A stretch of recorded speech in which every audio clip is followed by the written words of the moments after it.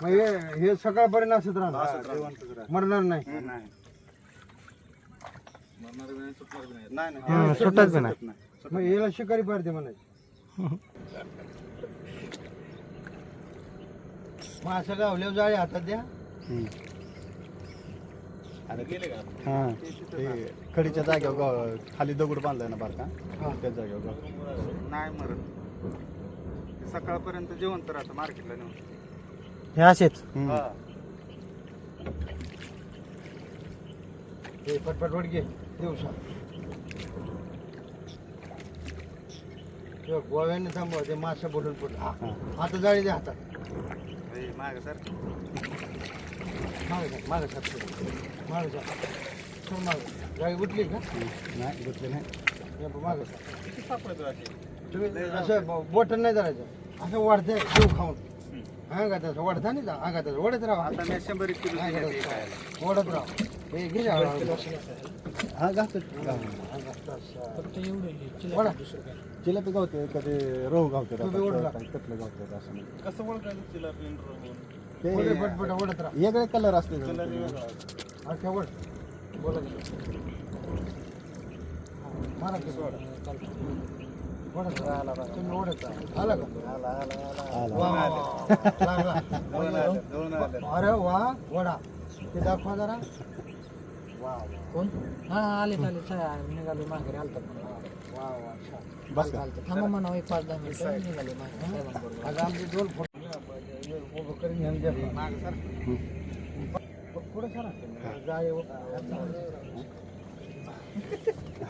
उभं घेईन काय आडवं घे. शूटिंग आता जग बघणार. जग बघणार. दोन्ही हाताने ओढावा. अंगात असं आज ओढू नका. जाम धरून वाढते असं. वा वा वा वा असा कसा विषय आहे. गेलं का काम झालं? नाही जिवंत आहे ते. हे आपलं नाही कसं ओळखायचं का? कोणाचं कोण कसं नाही करून मला हात लावायचा. खाना कोणा असतो.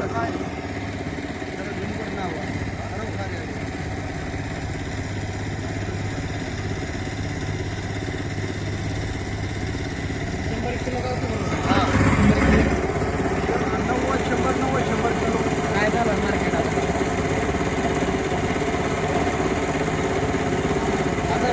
40 किलो माल. थोडं पलीकडे दखल बघा बघू ते जरा. दखल तिकडे वर पलीकडे. हा मग हे सकाळपर्यंत असत राहणार, मरणार नाही.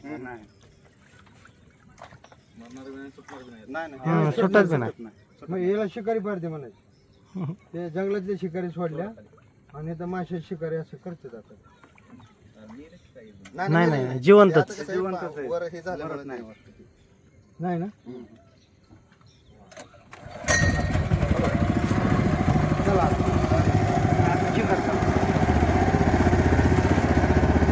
त्याला ते थर्माकोल बांधले काय?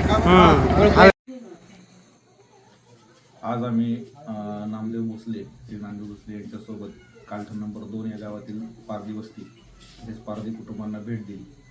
सदर वस्तीमधील बरीचशी कुटुंब हे मासेमारीचा व्यवसाय करतात. उजनीचं बॅकवॉटर आहे, त्याच्यामध्ये हे मासेमारीचे व्यवसाय करतात. अतिशय कष्टाचं काम आहे. पहाटेचे उठून आणि संध्याकाळचं रात्रीचं जागून हे मासेमारीचा व्यवसाय करतात. तालुक्यातील इतर ठिकाणी बरीच पारधी वस्ती आहेत, बरीच पारधी समाजाचे लोक राहतात. पारधी समाज म्हटलं की एक चोरी हा समीकरण जुळलेलं आहे.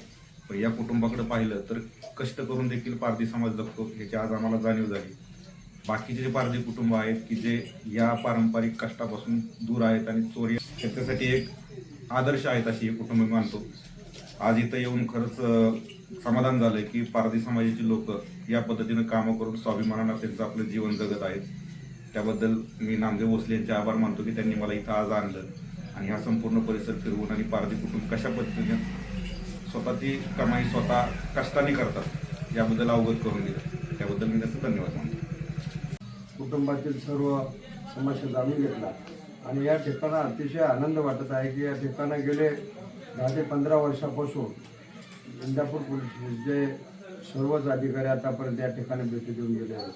आज आपल्या पुढं बोलताना अतिशय आनंद होत आहे की या ठिकाणचे सर्व मासेमारी करणारे पारधी कुटुंब यांच्या देखील कष्ट जर पाहिलं तर महाराष्ट्राला एक दिशा देण्याजोगं आहे. आणि या ठिकाणं सन्मानानं इज्जतीने हे लोक राहत असताना या ठिकाणं त्यांची जर परिस्थिती पाहिली तर आपण या ठिकाणी त्यांची घरं पाहिलेली आहेत. स्वाभिमानानं जगल्यानंतर घर अगदी त्यांची मंदिरागत आहे.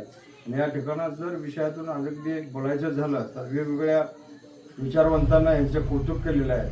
परंतु सांगण्याचं उद्दिष्ट हेच आहे की पारधी म्हणलं की चोर दरोडेखोर अशी कलंकित नजरेने पाहिलं जात होतं. जीवनातून पुढं येऊन त्यांनी सन्मानानं दाखवून दिलं. या ठिकाणं सांगायचं झालं तर देऊन ते पंढरपूरपर्यंत नदीच्या दोन्ही बाजूला 6 ते 7 हजार कुटुंब मासेमारीच्या व्यवसायात आहेत. आणि स्वाभिमानानं कष्टानं जीवन जगताना शासनाचा 1 रुपया न घेता त्यांनी स्वतः जागा घेऊन घरं बांधली आणि मुलं शिक्षणाच्या प्रवाहात आणले. जर हाच विचार महाराष्ट्रातील आदिवासी कुटुंबांनी जर घेतला तर निश्चितच महाराष्ट्रातील गरीब कुटुंबावरचा अन्याय थांबल्याशिवाय राहणार नाही असं मला वाटतं.